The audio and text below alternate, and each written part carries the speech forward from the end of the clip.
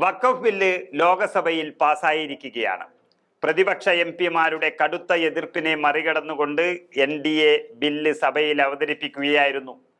India സഖ്യത്തിന്റെ കെട്ടുറപ്പ് അടിവരയിട്ട് കാണിക്കാനും വഖഫ് ബില്ല് അവതരണത്തിന് സാധിച്ചു.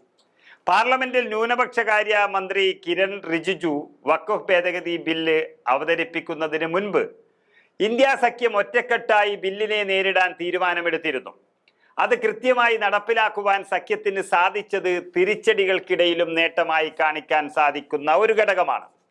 വഖഫ് നിയമം അടിച്ചേൽപ്പിക്കുന്നുവെന്ന് പറഞ്ഞുകൊണ്ട് AICC general secretary KC Venugopal പ്രതിപക്ഷത്തിന്റെ പ്രത്യാക്രമണത്തിന് മന്ത്രി റിജിജു ബിൽ അവതരിപ്പിക്കും മുൻപേ തുടക്കമിട്ടു.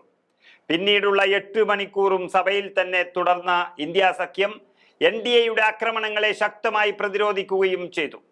ഭേദഗതികളിലെ എതിർപ്പുകളെ പറയാൻ അനുവദിക്കണമെന്ന ആവശ്യവും KC വേണുഗോപാൽ ആദ്യം തന്നെ ഉന്നയിച്ചിരുന്നു. പിന്നാലെ റൂൾ ബുക്കുമായി ബില്ല് അവതരണത്തിൽ ക്രമപ്രശ്നം ഉന്നയിച്ചുകൊണ്ട് NK പ്രേമചന്ദ്രൻ MP രംഗത്ത് വന്നു. ഇവരെ ഖണ്ഡിക്കാൻ അമിത്ഷാ ഇറങ്ങിയതോടെ വാദപ്രതിവാദങ്ങൾ വളരെ ശക്തമായി ചൂടുപിടിച്ചു. യഥാർത്ഥ ബില്ലിൽ ചർച്ച നടന്നിട്ടില്ല എന്ന് NK പ്രേമചന്ദ്രൻ പറഞ്ഞതോടെ പ്രതിപക്ഷം പറഞ്ഞതനുസരിച്ചാണ് ബില്ല് JPCക്ക് വിട്ടത് എന്നൊരു മറുപടിയാണ് ആഭ്യന്തരമന്ത്രി അമിത്ഷാ നൽകിയത്. NK പ്രേമചന്ദ്രനും അമിത്ഷായും തമ്മിൽ അതിരൂക്ഷമായ വാക്കേറ്റവും നടന്നു. കിരൺ റിജിജു വഖഫ് ഭേദഗതി ബില്ല് അവതരിപ്പിക്കാൻ തുടങ്ങിയതോടെ പലപ്പോഴും പ്രതിപക്ഷം ചോദ്യങ്ങൾ ചോദിച്ചു ഭരണപക്ഷത്തെ ബുദ്ധിമുട്ടിച്ചുകൊണ്ടേയിരുന്നു. സ്പീക്കർ ഓം ബിർളയാകട്ടെ പ്രതിപക്ഷത്തെ പലകുറി താക്കീത് ചെയ്യുകയും ചെയ്തിരുന്നു. വഖഫ് നിയമ ഭേദഗതി ബില്ല് അവതരണത്തിനിടെ ഭരണപക്ഷത്തു നിന്നും എത്ര പ്രകോപനമുണ്ടായാലും സഭ വിടരുത് എന്ന നിശ്ചയദാർഢ്യത്തിലാണ് 8 മണിക്കൂർ ചർച്ചയിലേക്ക് ഇന്ത്യ സഖ്യം എത്തിയത്. അത് വ്യക്തമാക്കുന്നുണ്ടായിരുന്നു മണിക്കൂറുകൾ നീണ്ട ചർച്ച.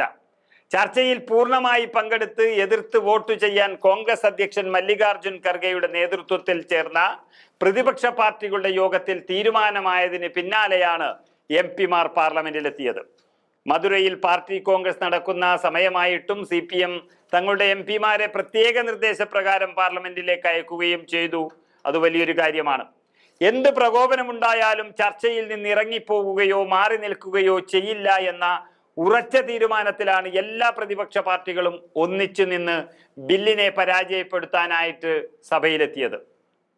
BJP നേതൃത്വത്തിലുള്ള സർക്കാർ ന്യൂനപക്ഷങ്ങളെ അപകീർത്തിപ്പെടുത്താനും അവകാശങ്ങൾ നിഷേധിക്കാനും ശ്രമിക്കുകയാണെന്നും ഭരണഘടനയ്ക്കെതിരെ ആക്രമണം നടത്തുകയാണെന്നുമാണ് കോൺഗ്രസ് ആരോപിച്ചത്.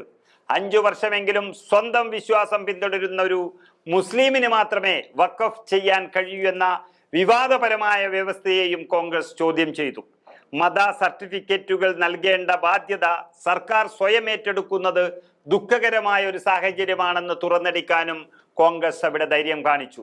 ഇത് മറ്റു പ്രതിപക്ഷ പാർട്ടികൾക്ക് വലിയൊരു ആത്മവിശ്വാസം നൽകിയ ഒരു ഘടകമാണ്.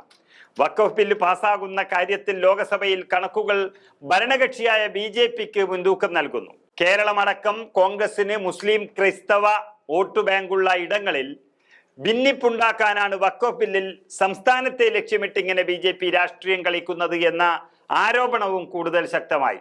ക്രൈസ്തവ സഭാ അധ്യക്ഷന്മാർ ബില്ലിനെ പിന്തുണയ്ക്കുമ്പോൾ വഖഫ് ബില്ലിൽ മുസ്ലിം സാമുദായിക സംഘടനകൾ മുന്നോട്ട് വയ്ക്കുന്ന നിലപാടിനൊപ്പം നിൽക്കുന്നതാണ് കോൺഗ്രസിന്റെയും ഇടതു പാർട്ടികളുടെയും നിലപാട്.